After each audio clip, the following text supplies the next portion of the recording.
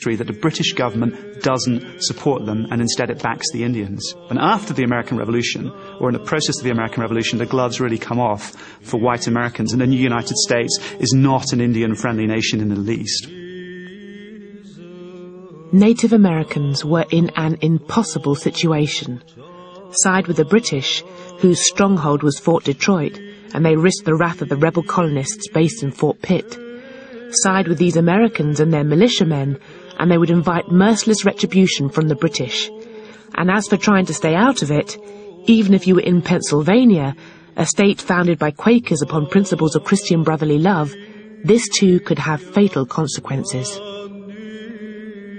Now, one group that didn't pick one side or the other were the Moravian Christian Indians, who were gathered in 3 little communities, the most important of which was called Gnadenhutten. These Moravian Christians, there are maybe 100, 150, had tried to stay out of the war. They weren't hostile Indians. They had adopted many of the customs, the equipment, the technology of white people. They read the Bible. They sang hymns. They were, to all intents and purposes, the dream model of people back in the 17th century who wanted to convert and civilize Indians. And then a group of Pennsylvania militiamen arrived. When they had taken everything that they had that could be construed as a weapon, tools, axes, whatever, that the Indians had, which could be used against them, the militiamen got together and decided to kill every one of them.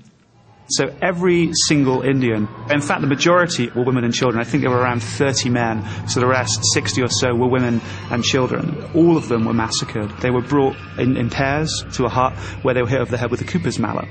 And their brains were dashed out without any regard to their obviously being non-combatants. And at the end of the massacre, the white militiamen who'd committed it melted away. There was never any legal action taken against them. And their argument was that these Indians had tools with writing on them, or they had books, or they had implements they could only have stolen from white people.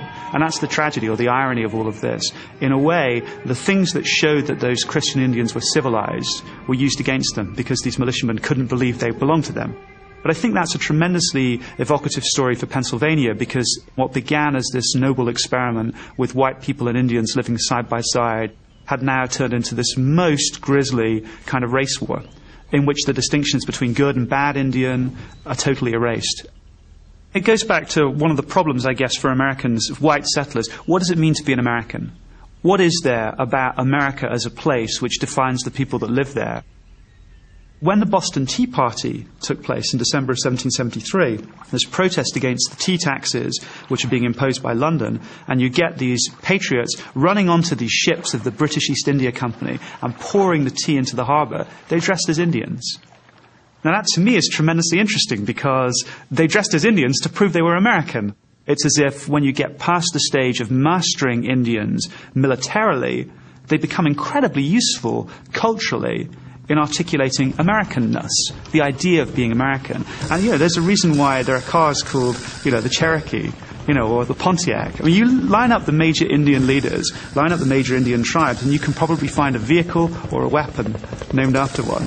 The Apache helicopter, Tomahawk missile. You don't have to look very far to find that kind of connection. And many people have pointed out the Indian appears on the nickel, but the African appears on no coins. So the Indian was sort of a symbol of America in a way. Not the full destiny of America was to be civilized, and Indians were to become civilized or they were to die out. But they still identified with America in a way that Africans could not be. The one thing that comes to mind looking at it over a long period of time is that one of the main distinguishing features of black-white relations in the United States has been the idea of the so-called one-drop rule. Purity of blood. To be white, you could not have an unknown black ancestor. It wasn't always enforced, but this was the rule. Indian blood and intermarriage with Indians, going back to John Rolfe and Pocahontas, was not taboo. So that when Oklahoma became a state, it was interesting, the Oklahoma Constitution, there were a number of part Indian figures who were involved in the setting up of the Oklahoma state government when it was in 1910. And the law said there could be no marriage between whites and blacks, and no marriage between Indians and blacks. But that left Indians and whites to freely intermarry.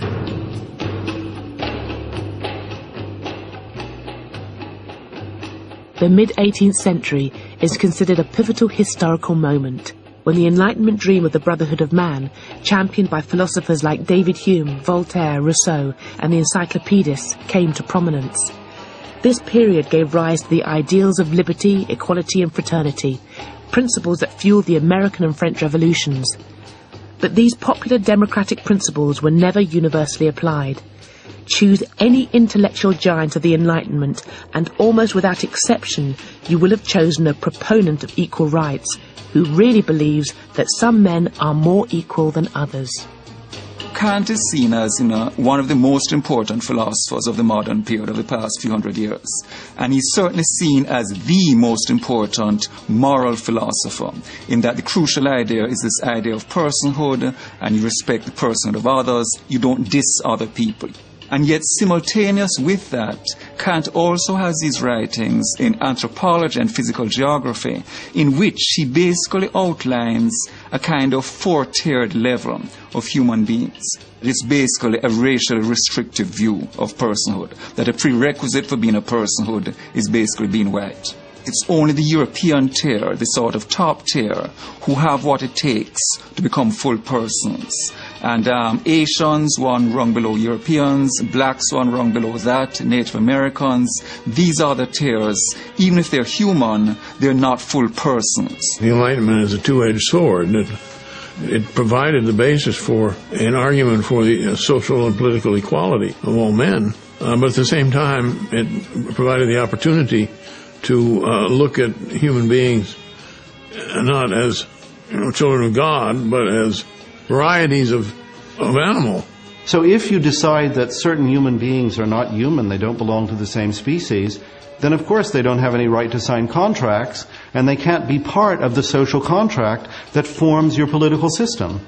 And that's exactly what happens in these early democracies, is that blacks don't have any voting rights. Many of the philosophers writing in this period played a crucial rationalizing role in justifying European imperialism, in justifying the domination of whites over people of color. So why is it then that these things are not more widely known? Why has the Kant establishment not taken up this issue?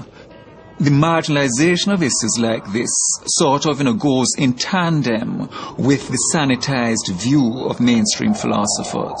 So that you represent Locke, you represent Kant, you represent Hegel, you represent these people in ways that does not address the sort of racist dimensions of their thought, and that sort of contributes to a picture of the modern period from which race has been whitewashed out.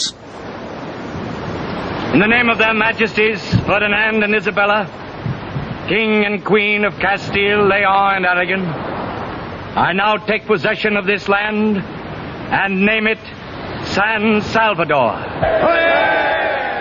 In spite of the atrocities perpetrated by the Spanish and Portuguese after the discovery of the New World, the colonizers eventually developed a society that allowed Europeans to mix with Indians on a scale that was unthinkable in French and English North America. But in the South, it was expedient for the settlers. They had to multiply or die out because there just weren't enough of them to go round.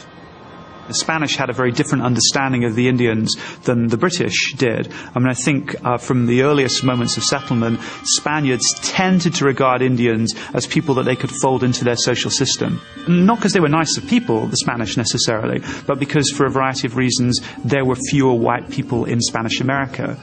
Because Spain never colonized America with anything like the number of colonists that England and eventually Britain brought over.